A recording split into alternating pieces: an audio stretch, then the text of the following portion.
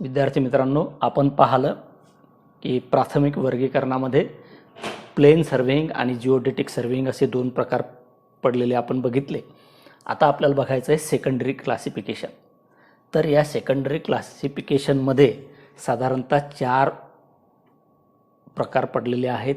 यालाच आपण दुय्यम क्लासिफिकेशन किंवा दुसऱ्या प्रकारातील वर्गीकरण असं सुद्धा आपण म्हणू शकतो.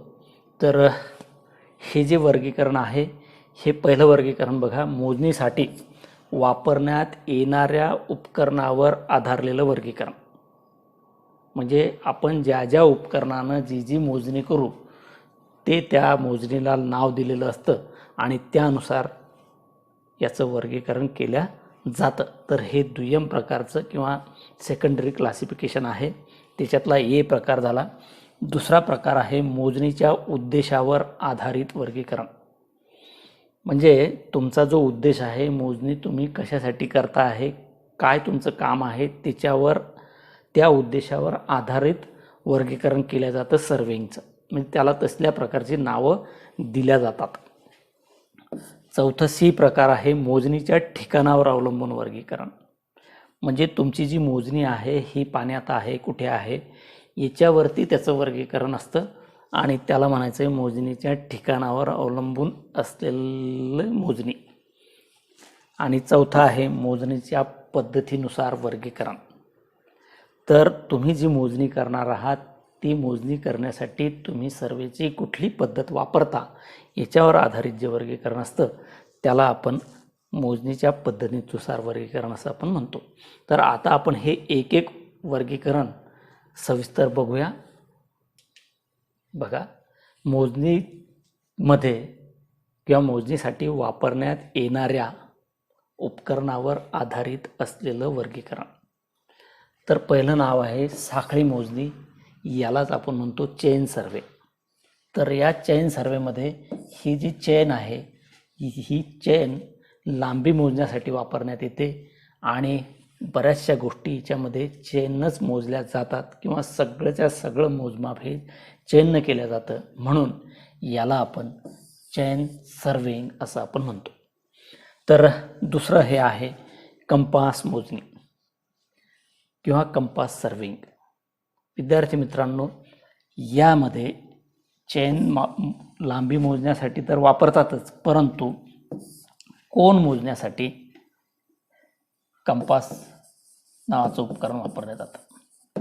आता या कंपासनं कोन मोजल्या जातात आणि लांबी जर मोजायची असली चेननं मोजल्या जाते, पण याचं नाव आहे कंपास सर्वेइंग. हा झाला दुसरा प्रकार, दुसरं उपकरण. तुम्ही कंपास वापरायला लागले, लांब्या तुम्ही कशाने मोजा, कोण तुम्ही कंपासनं मोजताय, म्हणून याला म्हणायचं आहे कंपास मोजणी आणि हे या उपकरणावर आधारलेलं वर्गीकरणाचं नाव आहे. तिसरं आहे शंकू साखळी मोजणी. विद्यार्थी मित्रांनो, यामध्ये बघा शंकू एक नाव आलं आणि साखळी 2 नाव आलं. म्हणजे हे पहिलं आणि हे शंकू याचं कॉम्बिनेशन आहे हे, आणि हा आहे तुमचा शंकू किंवा याला आपण क्रॉसटॉप सर्वेइंग असं सुद्धा म्हणतो. तर हा क्रॉसटॉप्स किंवा शंकू साखळी मोजणी हे झालं तिसरा उपकरणावर आधारित वर्गीकरण. चौथा आहे समतल फलक मोजणी म्हणजे plane table surveying. Plane table surveying ह्या चौथ्या प्रकारचं उपकरण वापरून करण्यात येणारी मोजणी आहे. पाचवा प्रकार आहे विकोनमापी मोजणी. हे मराठीत नाव आहे, पहिल्यांदाच ऐकलं असेल काहींनी, परंतु याला इंग्लिशमधून थेडोलाइट सर्विंग असं म्हणतात. तर हे थेडोलाइटचे उपकरण आहेत. या थेडोलाइटच्या उपकरणामधून आपण कोन मोजू शकतो आणि काही सूत्र वापरून आपण उंच्यासुद्धा यांनी काढू शकतो, लांबीसुद्धा काढू शकतो काही कोन मोजून. तर हे आहे थेडोलाइट सर्वेइंग. नंतर आहे छायाचित्र मोजणी. यालाच आपण फोटोग्राफिक सर्वेइंग असं म्हणतो. तर हे जे विमान दिसते आहे इथे, हे विमानातला खालच्या बाजूनं कॅमेरा लावलेला असतो आणि तो विमान ज्या पट्टीतून उडत असतं त्या पट्टीतलं खालचं ते चित्रण करत असतं. तर अशा प्रकारचं जे आहे ते आहे छायाचित्र मोजणी. त्याला आपण फोटोग्राफिक सर्वेइंग असं म्हणतो. त्यानंतर आहे 7वा प्रकार टॅकोमेट्रिक मोजणी. तर हा जो काही थेडोलाईट लावलेला आहे इथे, हा थेडोलाईटचे चित्र इथं दाखवलेले आहेत. तर हा थेडोलाईटच टॅकोमीटर म्हणून काम करत असतो. त्यामध्ये जो डायफ्रम असतो त्याला ज्या थेडोलाईटला डायफ्रम लावलेला असतो त्याला आपण टॅकोमीटर म्हणून वापर करतो. आणि ही मोजणीसुद्धा या उपकरणावर आधारित करता येते किंवा हे त्याचं एक वर्गीकरण आहे. तर आता आपण ए प्रकारच्या बघितले उपकरणावर आधारित वर्गीकरण. आता आपल्याला बघायचं आहे उद्देशावर आधारित वर्गीकरण. तर तुमचा मोजणीचा काय उद्देश आहे, तर बघा, भूगर्भीय संसाधन शोध मोहीम किंवा मोजणी, तर जिओलॉजिकल सर्वे. तर विद्यार्थी मित्रांनो, हा जो जिओलॉजिकल सर्वेइंग आहे याचं शासनाचं डिपार्टमेंट असतं आणि या शासनाच्या डिपार्टमेंटमध्ये बोरिंग करण्याचं काम नेहमी चालू असतं.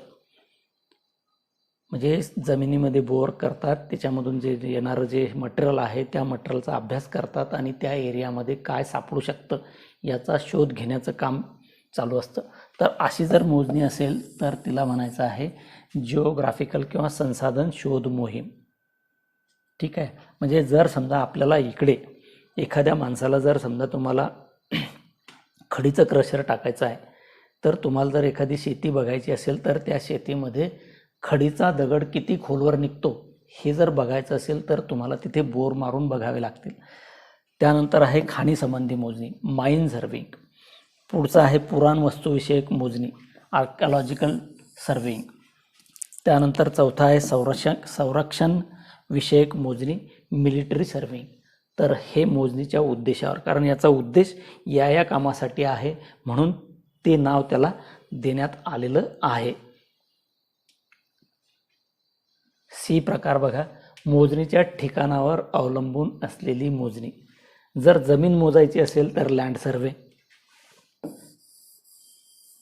जमीन मोजायची असेल तर लँड सर्वे. समुद्रावर मोजणी करायची असेल तर मरीन सर्वे, समुद्रावरती जर मोजणी करायची असेल तर मरीन सर्वे असं म्हणतात त्याला. आणि जर समजा आकाशात मोजणी करायची असेल वरती तर त्याला खगोल मोजणी असं म्हणतात. त्यालाच इंग्लिशमधून ॲस्ट्रॉनॉमिकल सर्वेइंग असं सुद्धा म्हणतात. तर हे आहे ठिकाणावर अवलंबून वर्गीकरण. एक जमीन, दुसरं पाणी, तिसरं आकाश. चौथा आहे मोजणीच्या पद्धतीनुसार वर्गीकरण. तर विद्यार्थी मित्रांनो, जी सर्वे आहे त्या सर्वेमध्ये ह्या 2 पद्धतीवर आधारलेला सर्वे केला जातो. तर त्याच्यातलं पहिलं आहे त्रिकोण पद्धतीची मोजणी. याला ट्रिग्नोमेट्रिकल किंवा ट्रँग्युलेशन मेथड असं म्हणतात. त्रिकोण पद्धतीची मोजणी याला आपण ट्रँग्युलेशन मेथड असं म्हटलं जातं.